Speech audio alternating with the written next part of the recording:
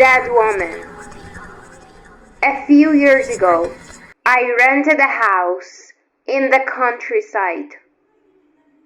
My neighbors were a married couple named Lisa and Michael. They had 2 young children, a boy and a girl. They were a nice, quiet family and pretty much kept to themselves. One night, I was awakened by a blood-curdling scream. It sounded like it was coming from the house next door. I jumped out of bed, threw on my dressing gown, and ran down the stairs. When I got to my front gate, 2 small figures came flying at me and almost knocked me off my feet. I realized it was the kids who lived next door, but I was stunned by their appearance. The boy was in his pajamas and the girl was in her nightie. Their faces were deathly pale, and they looked up at me with terror in their eyes. Both kids held onto me and began to cry. Their mother came rushing towards us, and I could see she was terrified as well. "What happened?" I asked. "I heard the screams. There's someone in our house." Lisa gasped, her voice shaking with fear. I heard someone in the kitchen. I was too afraid to go check. Then I heard someone climbing the stairs and I heard the door to my children's bedroom opening. Then I heard my daughter screaming. It was terrible. I immediately got the kids and we ran out. "Did you see who it was?" I asked. "No," she replied. The children ran out of the bedroom. "I didn't dare to check it. Please help us. We need to call the police." I looked at the children, still trembling with fear. "Where's their father?" I asked. "He's working the night shift," Lisa said. I told them to go into my house and call the police. She thanked me, took her children by the hand and ran to my house. I decided to check out their house. The front door was standing open. It was dark and silent. All of a sudden, I felt a cold chill run down my spine. I had the strangest feeling that someone was watching me. In the back of my mind, a little voice kept telling me, "It's a trap." I don't know what came over me, but at that moment I was very scared. Scared of the unknown, scared of what might be lurking inside the darkened house. "Pull yourself together," I muttered. "You're not a child anymore." I started to walk up the garden path, but then I saw something that made me stop in my tracks. Click! In one of the upstairs windows, the light suddenly came on. The house was supposed to be empty. I looked up at the light window, but I didn't see anything, just curtains blowing in the breeze. "There's something up there," the little voice in my head whispered, "and it's not afraid of being found. In fact, it wants you to find it." I tried to tell myself I was just being silly. How stupid was it for an adult man to be afraid to go into a house? Because he is afraid of ghosts. If it's a thief, I thought to myself, then why would they switch on the lights? Click! The light turned off. What the hell? I thought and took a few steps back. I still did not see anything in the darkness.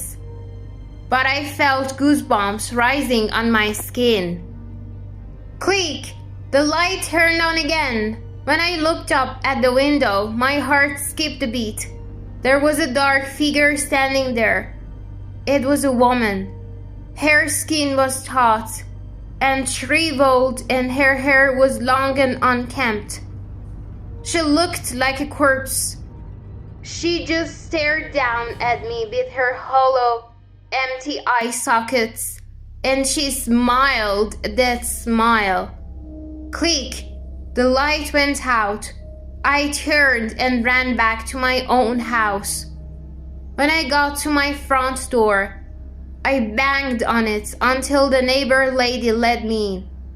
She looked at me with a mixture of fear and anxiety. My face was pale and my eyes were so frightened that the children began to cry again. "Water," I panted. "I need water." Lisa grabbed a glass, filled it with water, and handed it to me. I downed it in one gulp. My heart was pounding and I had broken into a cold sweat. I was afraid that I was having a heart attack. "Did you call the police?" I asked, trying to pull myself together. "They're on their way," she said. "Did you check the house?" Let's just wait for the police," I replied. A few minutes later, the police finally arrived. They searched the house from top to bottom, but they didn't find any thief. There was no one there at all. The police questioned the neighbors, but nobody had seen or heard anything.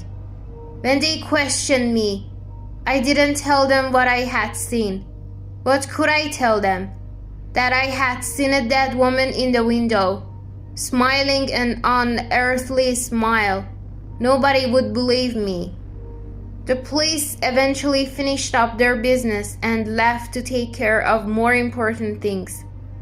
Around 7 o'clock in the morning, the woman's husband came home. The children were glad to see him, and together, the family returned to their house. I tried not to look at their house, especially at the upstairs window. After that crazy night, I began to have trouble sleeping. Soon as I closed my eyes, I would see the face of the dead woman. Then, life seemed to get back to normal. The neighbors gradually managed to forget all about the incident. No one screamed during the night, and I didn't see any dead bodies standing in windows. Everything seemed to be back on track and life was good. But one evening, about a month later, I heard someone knocking on my front door. The knock was loud and strong.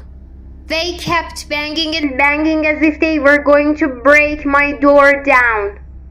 I looked through the peephole and saw that it was the neighbor lady, Lisa. I opened the door and found her standing there, grinning at me. "What happened?" I asked.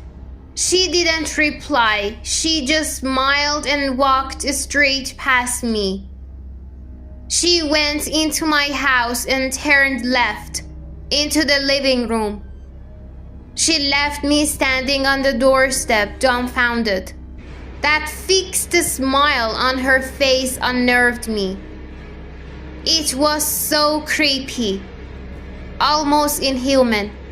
It made me shiver from head to toe.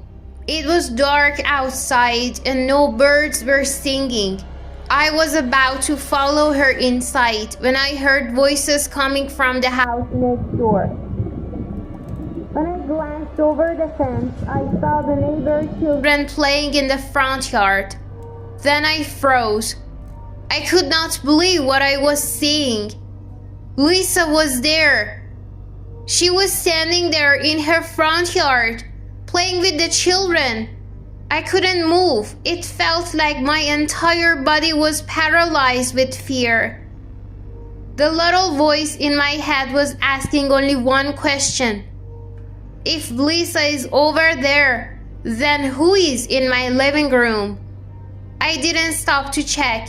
I immediately ran to the house next door and asked my neighbors to call the police. 2 officers arrived and searched my house from top to bottom, but they didn't find a living soul. How could they? The only person in my house was a dead woman. The next morning, I left the house and I didn't come back. Now I live in a city where there are more live people and less dead. I heard that my former neighbors, Michael and Lisa, moved out soon after I left. I asked around and one of my friends said that the reason they moved was because the mother and father of the family had gone insane. They're such fools, my friend laughed. They thought that their house was haunted. I tried to laugh along with him, but I couldn't even muster a smile.